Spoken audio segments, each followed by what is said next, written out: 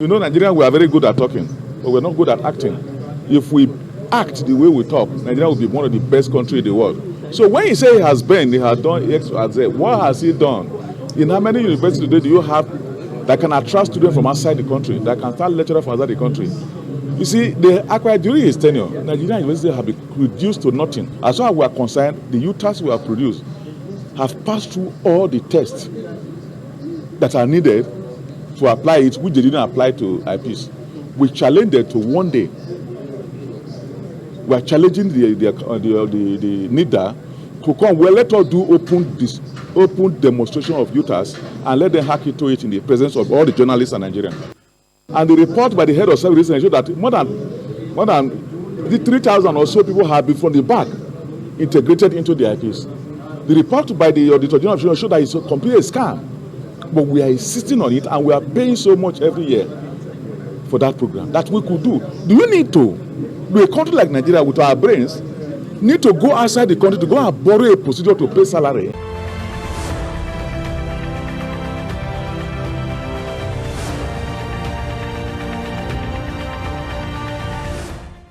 You're welcome back to the panel session of The Big Issue. And our focus is the lingering ASUU strike in tertiary institutions in Nigeria. I'm being joined now by Dr. Gbenga Abimbola, University Don and journalist. Thank you for coming once again on The Big Issue. It is my pleasure. And I also have with me Mr. Babatope Okowe, a social affairs commentator and a journalist. Thank you for having me. All right, I'll start with you, Dr. Abimbola. One of the key things that our lead discussant, Professor Ologunrisha, said is the fact that there is need for restructuring in our university system. What's your take on that? I agree with him. I can't agree less. And that is why I may be termed an apostle of restructuring. You felt like you were speaking your mind. Yes, it's beyond even the university. What is happening in Nigerian universities today is symptomatic of the warped structure of the country. The Nigerian system. Of the Nigerian system. You know, I mentioned it in one of the editions of this program that somebody, a high court judge in Zugeru, a high court judge in Brinikebi, is earning the same salary with a high court judge in Lagos or Port Harcourt. That is the problem of this country. It is not done anywhere. We are not practicing federalism. In the United States, where we are saying we are copying them, they have 51 constitutions. The federal constitution and the constitution of each state, making 51. And there is nothing like uniform salary for anybody. But until we restructure Nigeria, if we are still running this unitary system that we call federal, we cannot have good universities. That's number one.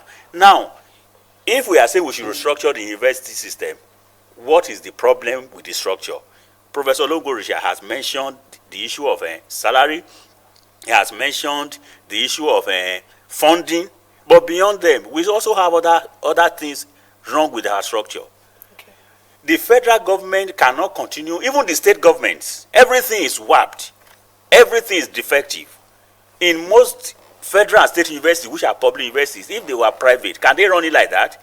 Now, any university, in a senior climb, you have more of academic staff to non-academic. Because what we are producing primarily is knowledge. Now, in a situation where in federal universities and state universities, the ratio of the academic to non-academic is too wide, that gap. If you have 5 lecturers, you are going to have 50 SANU and NASU members. Whereas in any universities abroad and the private universities, the reverse should be the case. You now have a lecturer teaching 200 students, and you have more non-academic staff. What are they doing? So you cannot, that is why it's a fraud. I call Nigerian university system, Nigerian system, a fraud, because the students are not really benefiting what they should benefit, because the structure is faulty. You can't expect a professor to one professor to 200 students, and you want him to be able to know them and want you to be able to supervise them. Nobody is bereft, nobody is daft.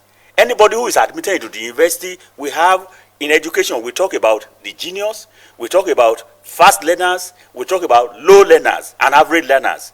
But if there are not many, if there are not more than 15 or 20 to you in a class, you'll be able to devote attention to each of them based on their capacities. But today we do mass production.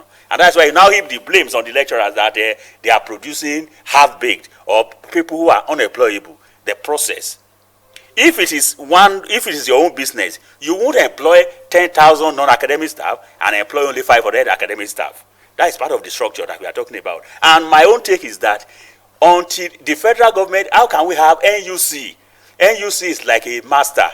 Controlling is like an emperor.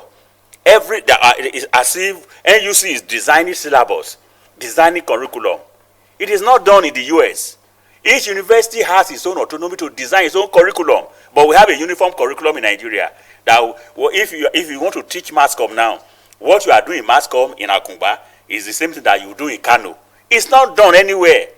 So each university should be able to come up with its own innovation and ingenuity. And it is then we talk about competition. Now there's nothing like competition because everything is uniform. Just like Nigeria, we also do a uniform government. That is the problem. All right, I'll come to you now, Mr. Babatokbakawo. He said something about the fact that Nigeria's education system, as well as you agreed, is really, really warped. There's a lot that is wrong at the moment. As a journalist, do you think that the media has done enough, to bring this issue to the center stage?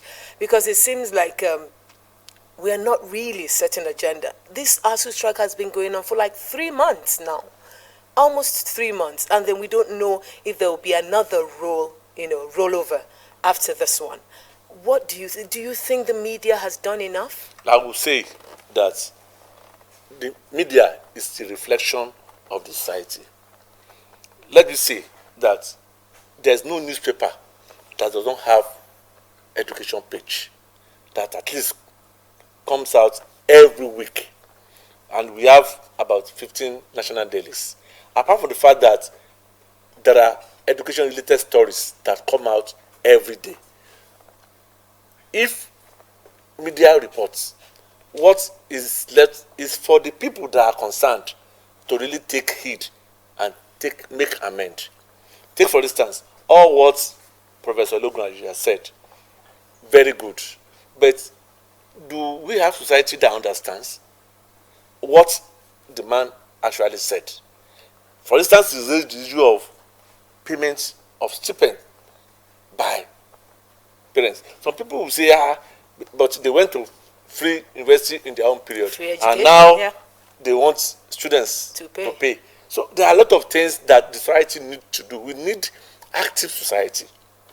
We need active civil organizations that will come up and protest this incessant strike.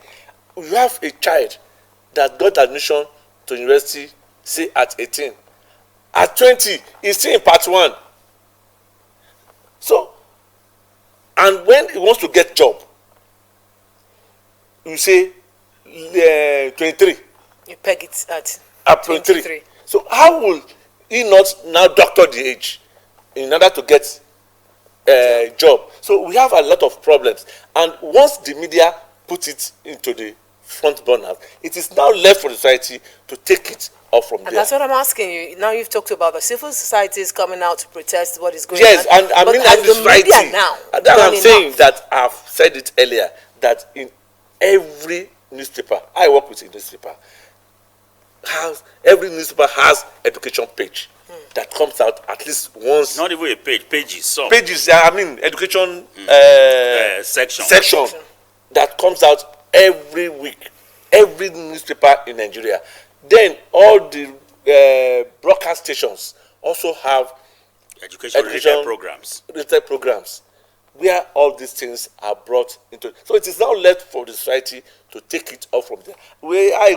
There was a time I featured in one of these programs here, and we asked similar question. A civil organization person was brought as co-panelist, and I told him that why is it that in the past, once you see an event that was reported that is abnormal, people are enraged, people take protest, people go on the street, but now everybody is like docile, expecting the next breaking story, and we forget the other one.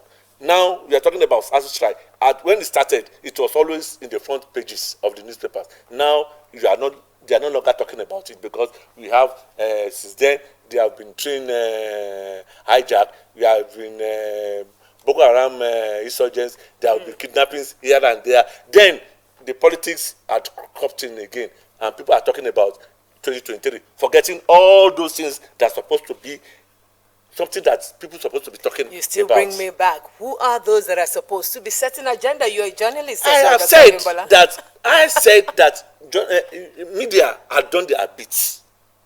I said it is now left for the society to take it up from there. You also said that when it started, the strike now, Yes. in February, it was taking the first pages. Yes. And then now it's as if we've moved on to other issues. That's what I'm saying. And then the You society cannot- as well keeps moving on to other issues. Exactly. That's what I'm saying. Well, if I may come in, what he's trying to say is that we can't blame the media for this.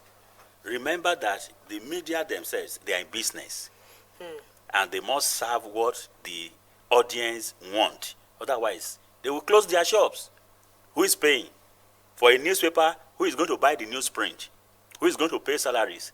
If you say it is ASUU strike, education, you are going to be leading your story, your page, your newspaper with every day. Nobody buys it. We are talking about 100 million naira nomination form, and you close your eyes to it because there is ASUU strike. We are talking of somebody of this political calculations, permutations and non-permutations, and you say you close your eyes to it. The society, At the expense of education. yes, advancement of education. The real thing is that we have a government that doesn't care. The government that doesn't listen. In any sane climb, the government of the day would have even resigned. Even when we're talking about Kaduna, what happened in Kaduna is in quick successions.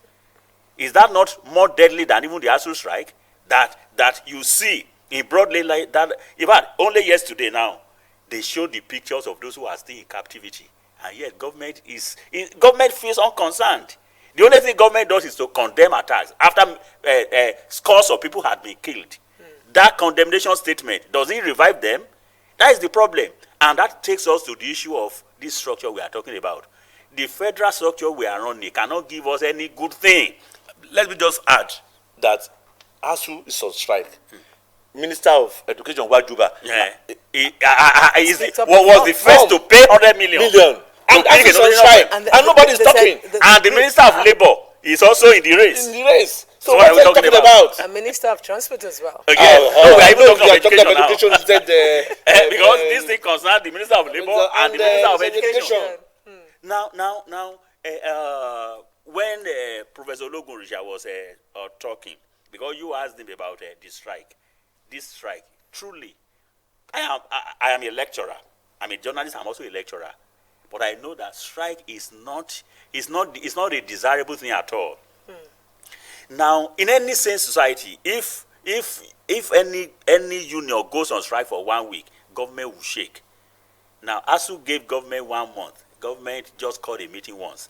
And when ASUU now gave 2 more months, government is not even calling anything. It shows that we have a government that doesn't care. Now, I want to say something about strike. Because sometimes I sat down. I began to say that before I became an undergraduate, ASUU had been going on strike. But I recall that when I entered the University of Ibadan in the 90s, early 90s, as an undergraduate, I spent 2 years for one session. And when we resumed, after the strike, the University of Ibadan cancelled that session and said we should begin again because they didn't want to produce half-baked graduates. It happened also in the university I went to. So I got admission 1991. I left 1997. So now, Studying mass communication. Something else. something else. So now, when what do I want to bring out from here? As at that time, I know that in every department at UI, in my own department, the communication department, I had Ghanaians, I had Cameroonians. In every set, you will have people from Asia, countries. from Middle East, and from neighboring African countries. I can mention the names of those of my mates. There was no GSM that time, so most of them we've lost contact. Now we are talking about international students. So you see that it is really a universal place. Today, if you go to most of the state universities, 90% of the students, they are from that state. It shows that we are not attracting. Now, I now begin to say that if there were no strike, what would our universities have been? The truth is that strikes have reduced our image. But if there were no strikes, it would have been worse. I will tell you how. It would have been worse. Now, do you know that before now, in the 50 years ago, 40 years ago, public secondary schools, even in those days, when you talk about Oyemekun, Aquinas, Fiwashaye, St. Louis, everybody wanted to send his or her children to those schools. They were public schools when they took it over from the missions, and they were they were held in high esteem. Today, who will send his child to Oyemekun and leave some private secondary schools? Because government, the ruling class, politicians, they know what they are doing. What they did to public secondary schools was what they wanted to do to the universities. That is what ASUU. In fact, I'm not even talking as a member of ASUU. I'm talking as an analyst who knows what is happening. In fact, as a member of ASUU, if you want me to talk, I will say that my union is not even fighting for my welfare. Because most of the strike that ASUU had embarked upon was for the funding for the university. Even salary comes last. And that is why in my own university now, where I teach, you will see that most of the projects there, they were federal government intervention. And I teach in a state university. Without ASUU strike, would that have happened? Some universities would have been like glorified secondary schools. But what we are even saying is that it is still wrong. We don't need to have a uniform system. Now, in fact, I said most of the public universities in Nigeria, they are a fraud because government is wasting resources. Where you are supposed to have 2 supporting staff who are not lecturers, you have 50, you have 20. And where you are supposed to have 20 lecturers, you have only 2. So you can see wasting resources. So everything is warped. So what we are saying here is that for this ASUU strike, it's not only ASUU that is on strike now. Even all the unions, they are on strike. And my take is that you are on strike. Is the government even listening? So even if you go back to the classroom, just like Professor Logunrusha said, the problem still remains. How can you insist that all the universities in Nigeria, federal universities, they will collect their salary from Abuja through IPPIS? And you say that you want to have healthy competition? It cannot work. Just like Professor Logunrusha said, many professors are not professing anything again. And even if you look at the reward system in the university system in Nigeria, it gives room for laziness. If you are a lecturer who works assiduously, you are hardworking, you give attention to your students, you give attention to your work, you make sure, and you are engaged in community development, nobody promotes you on that basis. So you are only promoted based on journal articles that you publish. And some lecturers can devote their time to for publishing, and they will leave their students unattended to, and they will still get promoted. That's why I say everything is warped. So the students are the receiving end. And if we really want to do something about our educational system, we have to look at it and restructure. We are talking about the universities. It's not only the university that is a tertiary institution, but the way we have done it now in Nigeria, our economy is certificate driven. Everybody wants to get a university degree. University is not meant for everybody. That is the truth. Even in advanced countries, where the loans are available for you to take, not everybody goes to the university. There are other colleges. There are other, like our polytechnic, monotechnics, technical colleges, we are destroying them. Nobody is establishing any private college of education now. Private polytechnic, everybody is establishing either private or public. Some governors, they are establishing universities as if it is their constituency projects. You have one state having 4 or 5 universities, and yet they depend on ASUU strike for the federal government intervention to come through TED fund. Everything is warped. All right, let me come to you, Mr. Okeowo. Chris Ngige, talking about Senator Chris Ngige, the Labor and Employment Minister, actually praised himself, saying that he's been successful as a Labor and Employment he has actually conciliated 1,683 industrial disputes since assumption of office across board since 2015. What do you make of that? Let me just say that you cannot be a judge in your own case. It is the people that will judge him, whether he has done credibly well or otherwise. But let us look at it. If you are wearing white and there's a stain there, just a drop of oil, people will They won't look at. They won't even see the white again. It's that one. They will look at. See that stain. So if he has done, assuming without considering that he has done creditably well, that this ASUU strike and crisis in the education system had actually has rubbished his so-called achievements. But do you believe, like Professor Ologunrisha said, that it's actually beyond him, the state we're in at the moment? You see, let me just say that you cannot be a king and still be begging. I don't know how to say it properly. You are a king, and you are still begging you are apologetic. Apologetic, no. To your subjects. To your subjects, no. You are being appointed as the eyes and ears of the president. You are an appointee of the president. So why should you not make proper representation to the appropriate quarters? Yes, we have Minister of Education, we have Minister of Labour and Employment, but what it does principally is about labour. The two of you cannot synergize, meet with the president, and settle the crisis that is, or the crisis that are driven this education system. What does it take to settle this thing? Listen to what these lecturers are saying, and let them settle them once and for all. But to me too, if I were to be ASUU members, I would just say, okay, in the interest of the students, let us, because it's like this government we have at the federal level is deaf and dumb, and they are not ready to listen to anybody again. What is in their mind now is how to just exit this government next year. So they are not bothered. That's why, like Dr. Abibola said, when they called for strike 3 months ago, in 1 month they had one meeting. Now they rolled it over additional 2 months, and they have not called any meeting as we speak. But they said they set up the committee, the BRICS committee. They are buying time. Please let me come in. Just like my colleague said, when you say it is beyond Igige, it's not beyond him. Now, with due respect to Professor Ologunrisha, why I say it's not beyond him is this: any agreement, before any agreement is concretized, both parties will go to their principals. ASUU will go back to all its branches and members.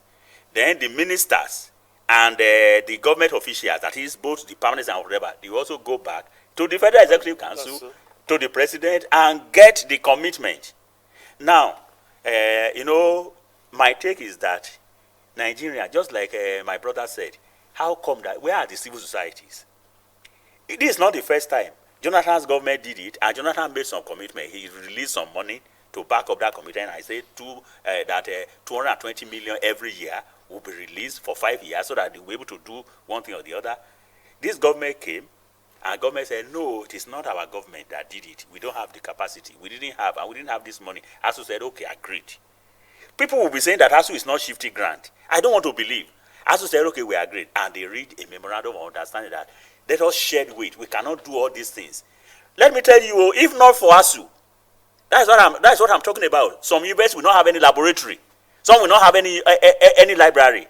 Now, we the parents, what we just want is that let our children go through the university, whether they acquire any skill or not, let them graduate in record time. And what are they graduating with? They can't compete globally. Now, this government said, let's read a memorandum of understanding, and ASUU signed memorandum of understanding with them that now, based on all these issues that Jonathan government said, we can't do it. If it's only 1/4 or only 10%, they reach memorandum of understanding. I was still an ASUU ESCO that time at my branch. Do you know that government didn't do anything? After 1 year, ASUU went back, and government said, okay, let's come back. Even that memorandum of understanding we read with you. How can a government say that all these things we can't, this is the one we can do, and government failed to do, and you say morally government is right? No. Now, after 1 year, government now came and said, we can't do again. And ASUU said, okay, what can you now do? And they agreed. ASUU now said, we don't want memorandum of understanding, we want memorandum of action. That we enough of understanding, enough of agreement. And government said, okay, this is what we can do. And they agreed on memorandum of action. And ASUU suspended strike. Up to now, they've not done anything. So it shows that, do you think that it's only Igige and the ministers of education that signed that agreement on behalf of government? No.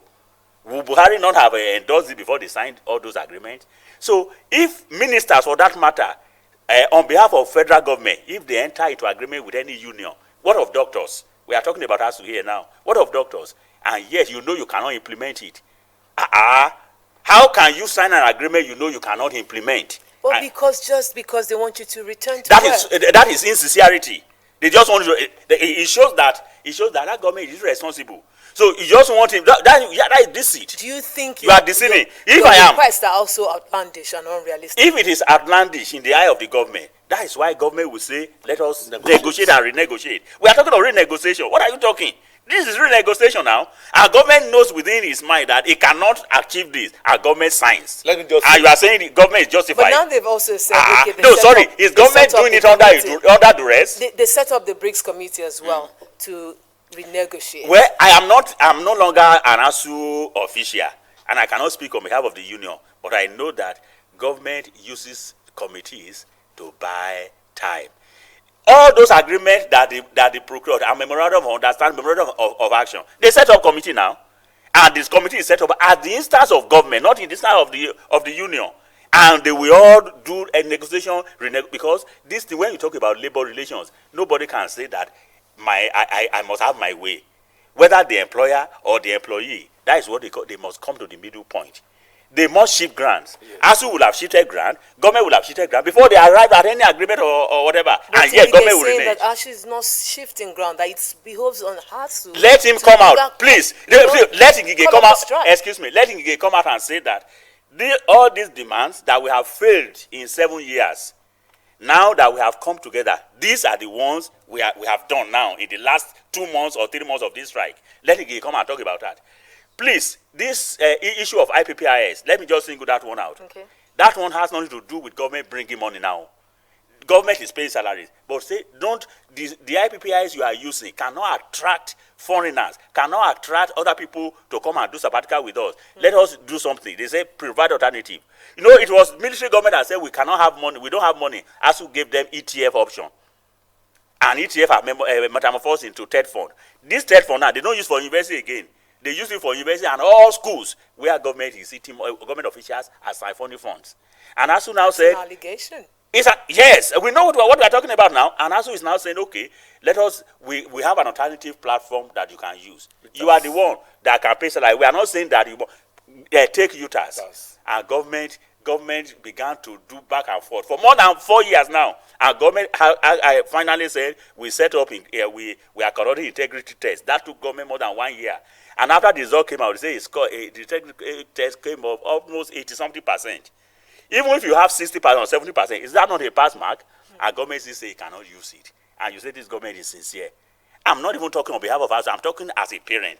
I also have my children in Nigerian university, public. I'm also facing it. Forget that I'm a teacher in the university. I'm also a parent. I feel it. But what I'm saying is that we have, just like my brother said, for me, if I am to talk as a person, I will say that the union should have studied to have known that this government is not ready to listen. So maybe, because people will begin to say that ASUU is only using strike. What other options? When ASUU is writing letters, when ASUU is doing lobbying, visiting government, visiting people to help them talk to government, nobody will say ASUU is working. When ASUU is doing we had it in the news. You got involved with Naira, religious leaders. Yes, religious that ASUU will do that. Nobody is talking. When ASUU goes to government to begin to send, sometimes within 3 months, ASUU will send 50 letters to government. Government will not reply anyone because the government itself knows that they will not sneeze if ASUU coughs until there is a strike. It shows that our system is warped. Now, the question we should ask is this. How many of these government officials have their children in public universities? What they want to do, they want to kill public universities so that the private universities will begin to prosper. And that they did that successfully to public primary and secondary schools. So, you know, today now, it is only the poor that send their children to the to government public and primary and secondary schools. because private people have Even invested. poor people will even send their Children to private nursery schools. Yes. It will not be No matter the how standard. much room it is. yes. Yes. Even Even- if it is with planks. Yes. If the, Where they don't even have enough teachers, All the they will private still send send their their children, children there. because government has disoriented Nigerians that private they want to do it with the universities now, to the effect that when the public universities are destroyed, then parents will have no choice than to send their children to private universities, and that one will be more deadly because majority of parents will not be able to afford, as many people will drop out of university education. Okay, Now Nigerians are not talking; they are not seeing it in that light. Let me come back to Babata Kwako. You know, any country that wishes its nation well, as in wishes to have a great future, wishes to thrive, must invest in education. What seems to be going on with our education sector from cradle to even adulthood? Talking about the tertiary institution now, it seems as if there's no political will. There's no. Some have argued that it's as if there's this effort to make sure that people are perpetually illiterate. Do you agree? You see, with I don't that? think because illiterates, or if there is an effort, if it's a state policy to make people illiterate, I don't think no government will do that. I think what they are doing is like inadvertently doing some things that are wrong. Take for instance, we are talking about primary and secondary education, which is compulsory. Basic education is free and compulsory.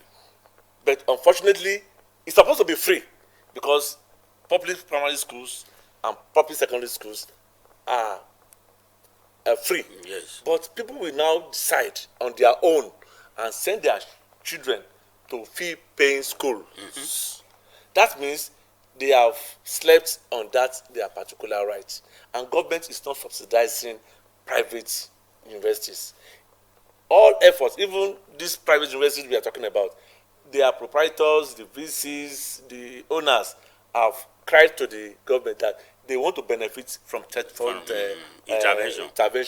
But the government said no because it's a private venture. It's a private business. But they now said they pay taxes just like other individuals. So what I'm saying is that our people must make sure that government institutions work. Primary schools, I went to St. Vedan's Primary School here, and from there to Adu Memorial Secondary School, from there to public university. I'm proud to say I went through public universities, public primary school, public yes, secondary I school. went through all my life. Yes, all my life. but now, And some of us are even better off than those who went through private schools. Can we trust our public institutions? I think the first time that people started losing faith in the primary education was when the governments at the lower level, that is, the local governments, were unable to pay teachers' salary, the primary school teachers, and they were on strike for 1 year, 2 years, because there was zero allocation to local governments. So people now left the primary schools and took The public primary schools. Yes. The same thing, secondary schools. Some secondary school teachers have not been paid for some months, and that means it will affect their performances in the classrooms. So now both primary and secondary schools are being destroyed for private ones because owners of private school will not allow you not to work. They will be on your neck, giving you task over task. But if you are not paying somebody at when due, what happens? And that was why, that was what the government saw, or the state government saw, that, okay, let us give these schools to the original owners, the faith-based, so that at least they can still assist government in bringing up these institutions to a particular level. But if you don't do that, I'm sorry, if you don't do that, if we don't have more investment in education, we will be producing not illiterate, but half-baked graduates, half-baked people that you see that they cannot do anything. They will just go through the schools Unemployable, like you said earlier. Yes. All right, let's come to this issue of state universities being involved in ASUU strikes. Do you think there's any moral justification for it? There is, but even that moral justification is also predicated on this warped system. I've addressed it. The system is warped. In fact, it doesn't stand to reason that the federal government will be negotiating. ASUU will be negotiating with the federal government, and you will want the state governments to implement. You understand? That is, does it stand to reason? For example, is a representative of all the governors. Were they at that negotiation? And that is why after the federal government has acceded, state universities will now begin to negotiate again and begin to agitate, not even agitate. Now, but you now, even with that, we are talking about their own benefit, their own salary. But for states, the moral justification there is that the state universities, they are benefiting from the ASUU strike, but the lecturers there may not benefit directly. How do I mean? Let me use my university for example. I teach at Adekunle Ajayi University. In fact, from 2014, the last time the state government, all the administrations, the last time they had capital project, capital votes, I think it was 2014. The immediate past government, it was only one project that it executed in its 8-year tenure. All other projects, they were executed by TED Fund. Now, TED Fund is owned by the federal government. You understand? So now is our university a fund, run by federal government? Was it established by the federal government? Why should we begin to benefit?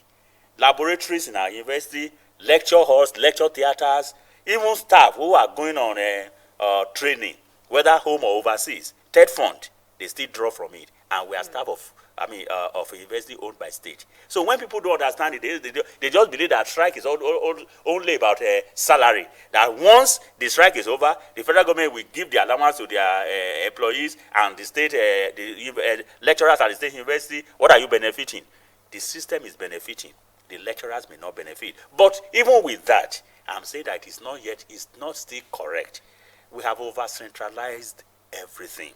Okay. If we have not over-centralized there's one thing I want to say.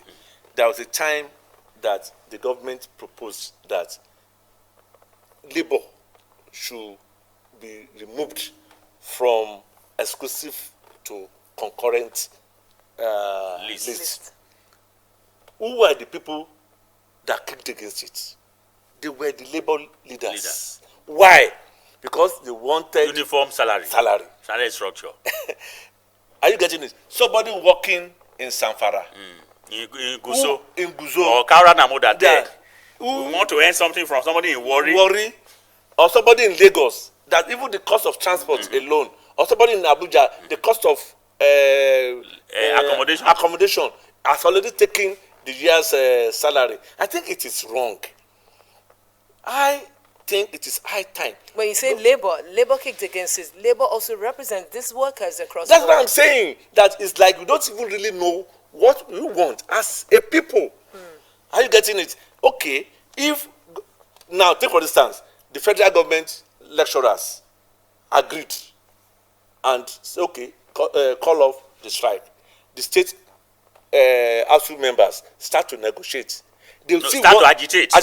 They still want the same thing with the federal government. They will say, after all, we are going to the same market. So I think as a people, we don't really know what we want. We want restructuring and we want unity at the other side. So that is my take about this.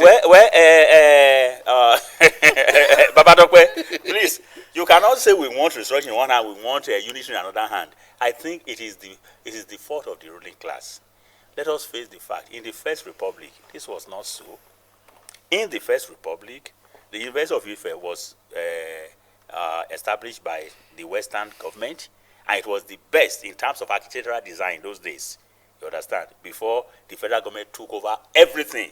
The first television station in Nigeria was established and run by the Western government, which is now NTA, but the federal government took it by force.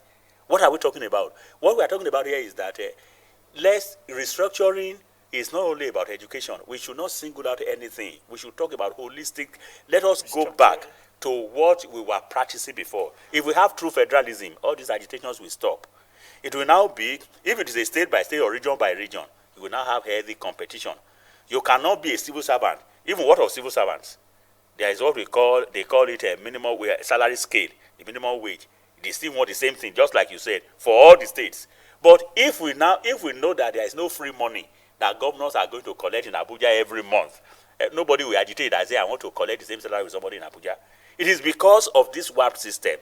If we have true federal system, please, it may interest you that the federal government is even legislating on primary education. They have you back. They have you back. It is an aberration. And we say it's a federal government. Federal government is even legislating on primary health care. So these are the issues we are talking about. So federal government, now the roads, in Ondo State, almost, in fact, about 60% of the major roads in Ondo State, they are federal government roads. And federal government, the Minister of Housing, the Minister of War does not even know the number of roads federal government has, not to talk about knowing where they are.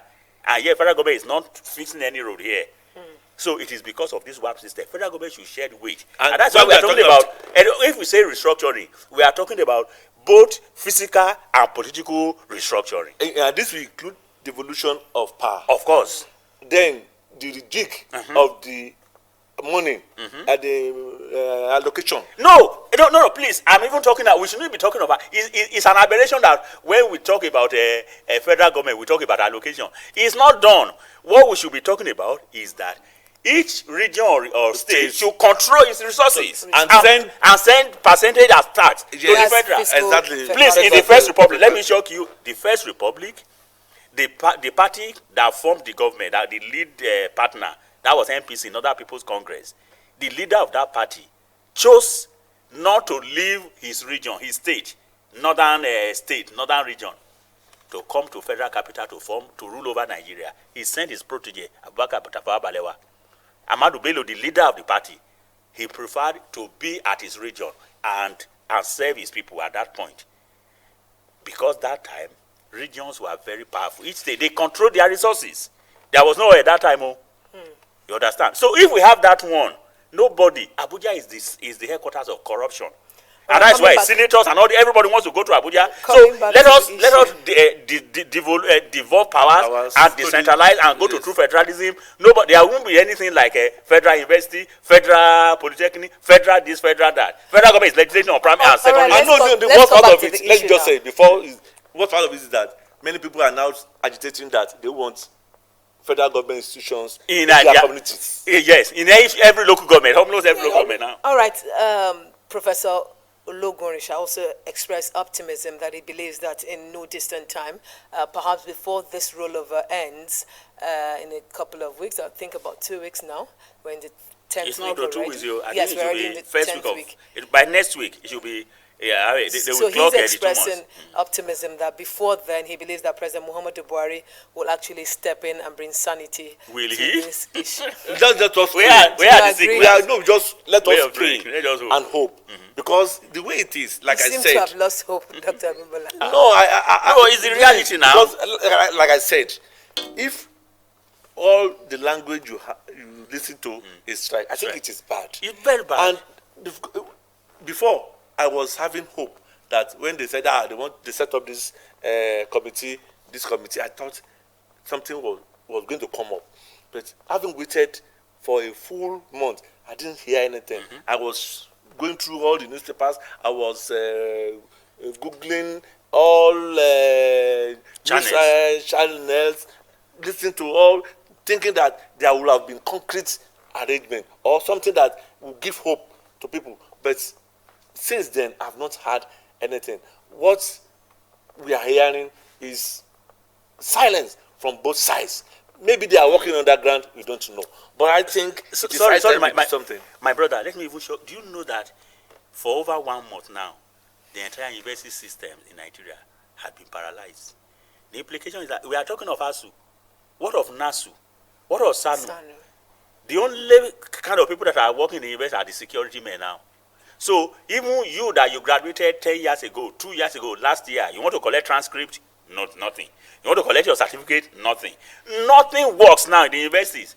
And can that one hold in any climb for 1 week and government will not shiver?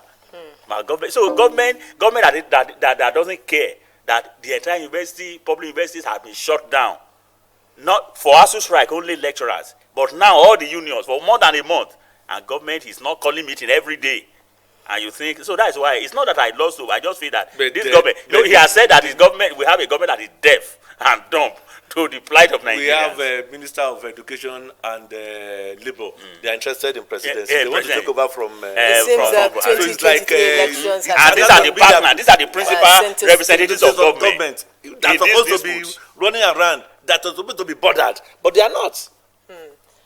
All right, thank you so much. We can only hope that this issue, this quagmire, will be resolved in no distant time, and students can very quickly return to class. Thank you so much, Dr. Gbenga Bimbola, University Donor journalist, for doing justice to our focus today on the big issue. Thank you, it's my pleasure. Many thanks to you as well, Mr. Babatopo Okelwo. Thank you so much. Thank you very much. Till we return next week, I am Obi Chukwemeka Otisem. Bye for now.